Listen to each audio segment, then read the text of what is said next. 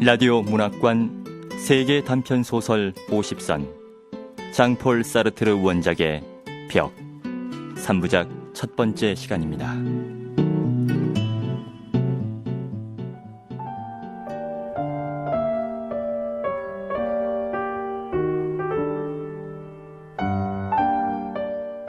들어간! 우리는 널찍하고 환한 방으로 떠밀려 들어갔다. 광선이 따가워서 나는 눈을 찌푸리고 있었다. 잠시 후 내 희미한 눈길 속에 테이블 하나가 보이고 그 뒤에 앉아 서리를 들여다보고 있는 네 남자가 눈에 띄었다. 어느새 죄수들은 방 가운데를 가로질러 한쪽 구석으로 몰아져 있었다. 어떤 나이 어린 죄수는 흘러내리지도 않은 바지를 치켜 올리고만 있었다. 그게 신경에 거슬렸다. 지루하고 초조한 시간이 근 3시간이나 흘렀다. 머릿속은 텅 빈 듯하고 온몸에 맥이 풀렸다. 그러나 방은 뜨뜻해서 오히려 기분은 나은 편이었다. 우리는 지금까지 영화의 추위에 덜덜 떨고 있었던 것이다. 너! 그리고 그 옆에 너! 앞으로 나와! 간수들이 죄수를 하나하나 테이블 앞으로 데리고 갔다. 뒤로! 지금! 나의 출생지! 4명의 사나이가 소리를 번갈아 들쩍이면서 죄수에게 물었다. 죄수의 대답을 채 듣지도 않고 고개를 저어 다른 죄수를 부르는 것이 그들의 규칙적인 예의인 것 같았다. 톰의 차례였다. 국제여단에 가입한 게 사실인가? 윗도리에서 발견된 소리 때문에 톰은 아니라고 오게 될 도리가 없었다. 다음, 지갑, 나이. 쥐양 미르바르입니다. 그들은 쥐양에게는 지갑과 나이만 물었다. 네 사나이가 다른 죄수를 부르려고 하자 지양은 소스라치며 소리쳤다. 우리 형 호세 무정부주의자예요. 하지만 형은 이곳에 없습니다. 전 정치에 참여한 적이 없다고요. 그들은 대꾸도 하지 않고 그저 바라볼 뿐이었다. 쥐양의 입술이 파르르 떨고 있었다. 전 한 일이 아무것도 없습니다. 남 대신 벌을 받고 싶지 않아요. 시끄러! 네 자리로 돌아가! 다음은 내 차례였다. 파블로 이베타지. 그렇소. 라몽그리는 어딨나? 모릅니다.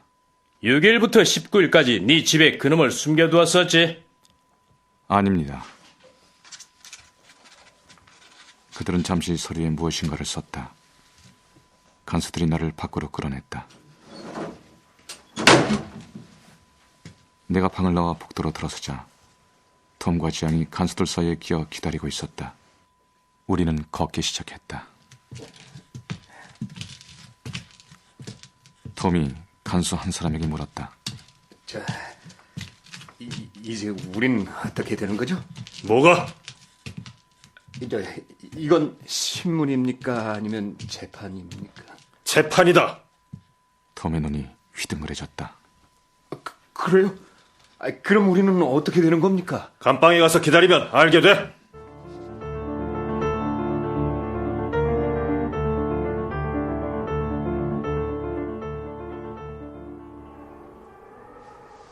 알고 보니 감방이란 병원의 지하실이었다. 거긴 항상 찬바람이 통해서 무섭게 추웠다. 지난밤에도 우리들은 닷자고 우린 채 소리의 지연을 빼앗으려고 꿈틀거렸다. 그렇다고 낮이라고 해서 좀 나을 것도 없었다. 그래도 토굴보단 나아. 난 음침하기 이를 데 없는 토굴 속에서 닷새 동안을 지냈었다.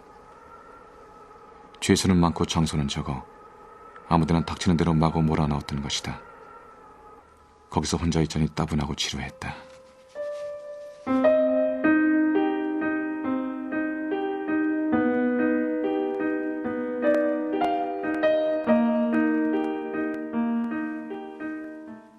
쥐양은 통 말이 없었다.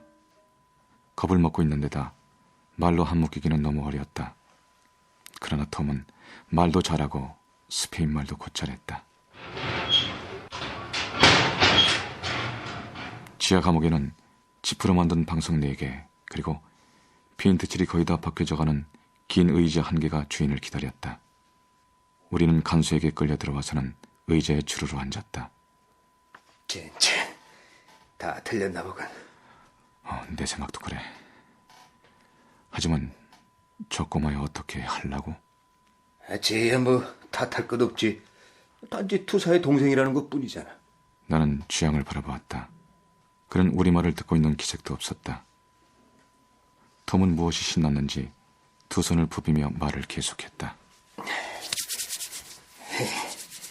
놈들이 사라고사에서 한 짓을 하나? 사람들을 길바닥에 깔아 눕혀놓고선 그 위를 트럭으로 밀었다는 게.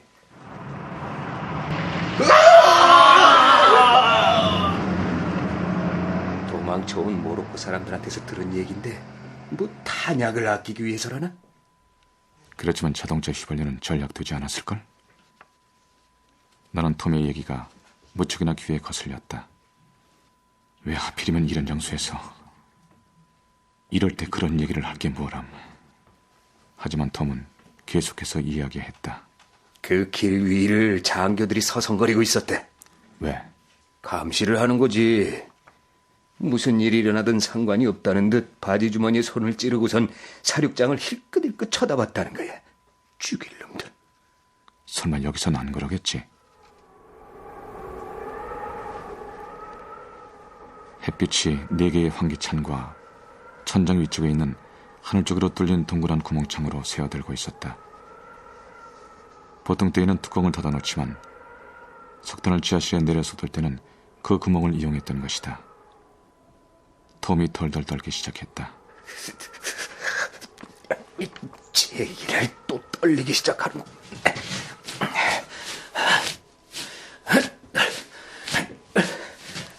그는 일어서서 체조를 하기 시작했다. 나는 사실 춥진 않았으나 어깨나팔은 이미 감각이 없었다.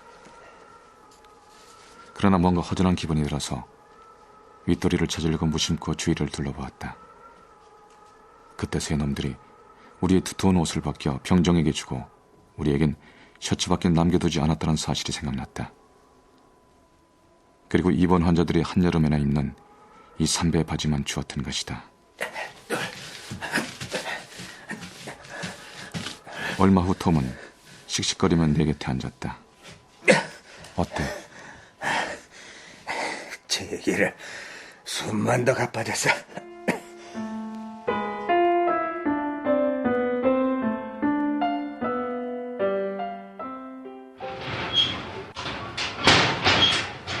저녁 8시가 되어 소령 하나가 쫄병 둘을 거느리고 들어왔다. 손에 조그마한 종이 한 장을 들고 있었다.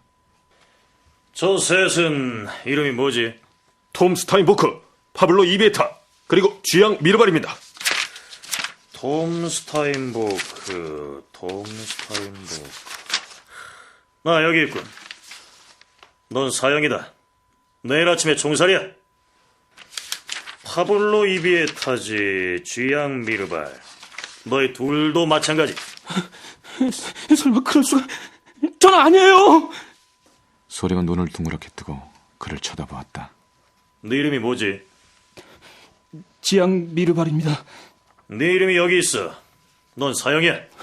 아니에요. 전 아무 짓도 한 일이 없다고요. 소령은 어쩔 수 없다는 듯 어깨를 들먹이고는 톰과 내 쪽으로 돌아섰다. 너희들은 물론 목사를 부르지 않을 테지. 우리는 대답을 하지 않았다.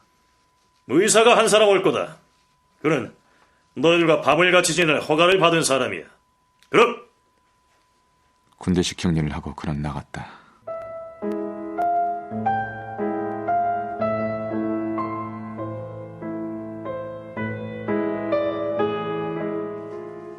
그래서 내가 뭐라고 하든가, 응? 이젠 정말로 끝장난 거지. 그래. 근데 이 꼬마한테는 너무 심한걸? 나는 사실 이 소년이 좋지는 않았다. 너무 연약해 보이는 데다 공포와 고뇌로 얼굴 표정 전체가 일그러져 있었다. 사흘 전만 해도 이 아이는 귀여운 장난꾸러기였겠지. 하지만 지금은 이 아이를 여기서 풀어준다 해도 다시는 젊어지지 않을 것 같군. 어떻게 보면 가엾게도 생각되지만 나는 동정을 한다는 것이 질색이어서 차라리 그 애가 보기 싫어졌다. 그 아이는 아무 말도 하지 않고 파랗게 질려 있었다.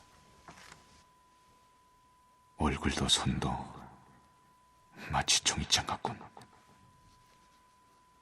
쥐양은 그 둥근 눈으로 바닥만 들여다보고 있었다. 톰이 소년의 팔을 잡아주려고 했지만 소년은 낯을 찡그리며 뿌리쳤다. 내버려 두게나. 톰은 꼬마를 위로해주고 싶었던 것이다. 그러면 마음이 줄 곳이 생겨서 자신의 기막힌 처지를 생각하지 않을 수도 있었기 때문이다. 그러나 나는 그런 꼴에 은근히 화가 났다. 죽음을 생각해 본 적이라고는 없었지만 지금은 그것이 눈앞에 있고 또 그 생각 말고는 아무 할 일이 없었던 것이다.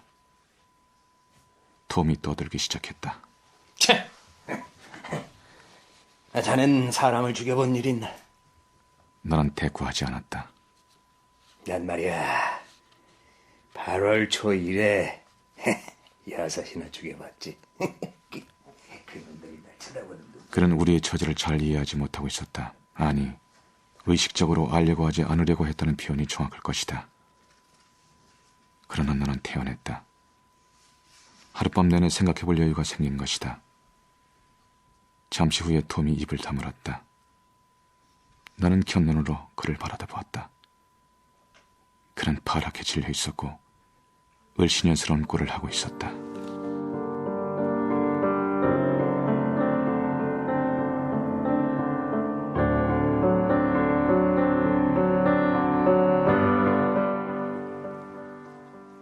밖은 벌써 어스름해졌고 천장 구멍으로는 벌써 별이 하나 보였다.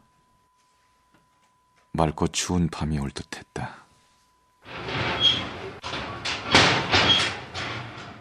간수 둘이 들어왔다. 그 뒤에는 양털색 제복의 금발 남자가 따랐다. 그는 우리에게 부드럽게 고개를 끄덕였다. 난 의사입니다. 괴로운 처지에 계신 여러분을 도와드릴 허가를 받고 나왔습니다. 내가 물었다. 여긴 무엇하러 오셨소? 당신네들을 도와드리러 온 거요. 단 몇 시간 동안이라도 당신네들의 고통을 조금이라도 덜어드릴 수 있다면 난 무슨 일이라도 힘껏 하겠어요. 다른 사람들도 있을 텐데 왜 하필이면 우리한테 온 거요? 이리로 보내서 온 거요. 의사는 애매한 말투로 대답했다. 참, 담배를 피우시겠소. 관련도 있고 또 여성연도 있으니까요. 그는 영국제 관련과 여성연을 내놓았으나 우리는 거절했다. 내가 그의 눈을 날카롭게 노려보았더니 그는 조금 거북한 모양이었다. 우리를 동정해서 여기 온 것은 아닐 테죠. 난 당신을 알고 있어. 내가 붙들렸을 때 병사 마당에서 파시스트들하고 같이 있는 당신을 본 일이 있어. 나는 사실 말을 계속할 생각이었다. 그러나 갑자기 나 자신도 놀랄만한 의외의 일이 생겨났다. 그것은 이 의사의 존재에 대해 갑자기 무관심하게 된 것이다. 보통 때에 나는 어떤 사람과 맞서면 놓아주지 않는 편이었다. 근데 지금은 말하고 싶은 생각이 없어졌다. 나는 고개를 돌려 의사를 외면해버렸다.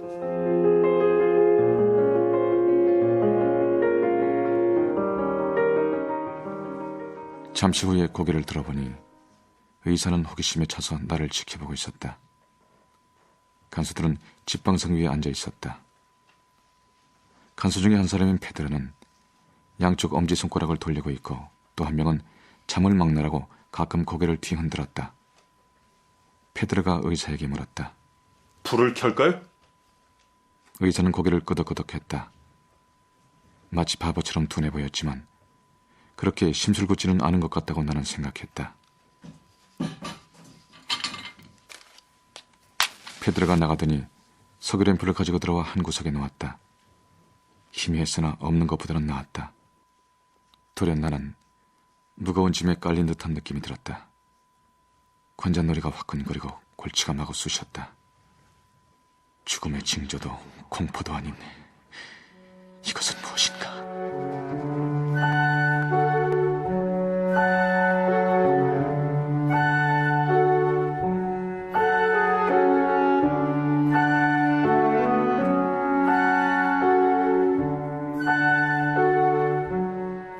라디오 문학관 세계 단편 소설 50선 장폴 사르트르 원작의 벽 일부를 들으셨습니다. 사르트르는 실존주의의 대표적 사상가인데요. 대표작으론 철학서 존재와 무를 비롯하여 구토, 지식인을 위한 변명 등이 있습니다. 그럼 여기서 사르트르의 철학과 작품 세계에 대해 한국 외국어대 불어과 변광배 선생님의 말씀으로 들어보겠습니다. 사르트르의 작품 세계는 크게 세 단계로 구분할 수 있습니다. 첫 번째 단계는 문학을 통한 자기 구원을 모색하던 단계입니다. 1938년에 쓰여진 구토가 이 단계에 속합니다. 종교적 구원을 문학으로 대신할 수 있다는 생각을 가졌던 단계입니다. 두 번째 단계는 이른바 참여문학, 곧 앙가주망의 단계입니다. 사르트르의 사상과 문학은 제2차 세계대전을 계기로 커다란 변화를 겪게 됩니다. 사르트르는 특히 이 전쟁을 계기로 문학이 갖는 사회적 기능을 강조하게 됩니다. 파리 때 더러운 손 등의 극작품이 주로 이 두 번째 단계에 속한다고 말씀드릴 수 있겠습니다. 세 번째 단계는 니힐리즘, 곧 허무주의의 단계입니다. 사르트르는 자서전적 소설 말의 지피를 계기로 점차 자기 구원과 이웃의 구원의 수단으로 생각했던 문학에 대해 이별을 구하게 됩니다. 특히 구토는 아프리카 대륙에서 굶어 죽어가는 어린 아이들에게 아무것도 해줄 수가 없다고 하면서 문학이 갖는 사회적 기능을 포기하게 됩니다. 다시 말해 여러 종류의 악, 예를 들어 전쟁이라든가 인종차별, 기아, 폭력 등이 난무하는 세계에서 문학은 이제 더 이상 아무런 힘이 없다는 것을 자각하게 된 것입니다. 물론 사르트르가 이 세 번째 단계 이후에 창작 작업을 더 이상 하지 않은 것은 사실입니다. 그러나 그렇다고 해서 그가 지식인으로서의 역할, 그러니까 이 세계의 어두운 그림자를 들이우는 여러 종류의 악을 고발하는데 두서를 놓고 있었다는 것은 결코 아닙니다. 이와는 반대로 그는 죽는 순간까지 지상의 모든 전선에서 감시자의 역할을 계속해서 수행했습니다. 라디오 문학관에서는 여러분의 청취 감상문을 기다리고 있습니다. 방송을 들으신 후 www.ebs.co.kr 라디오 문학관 홈페이지에 올려주십시오. 오늘은 사람은 무엇으로 사는가를 듣고 보내주신 아이디 LIENMIN님의 청취 감상문을 소개해드리겠습니다.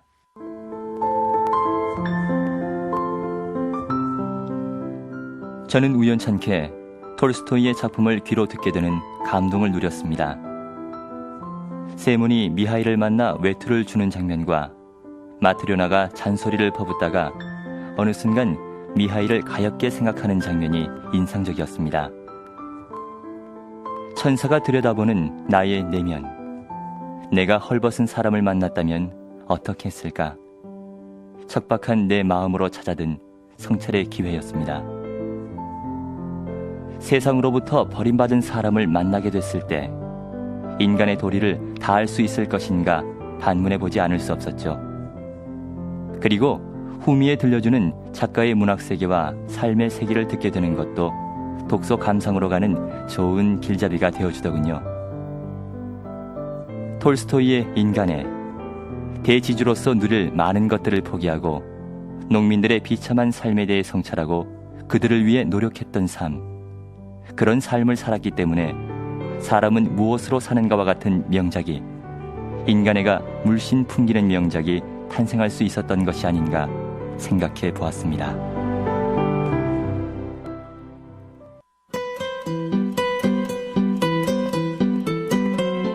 권윤의 연출, 김재인 극본, 장폴 사르트르 원작의 벽 1부를 마칩니다.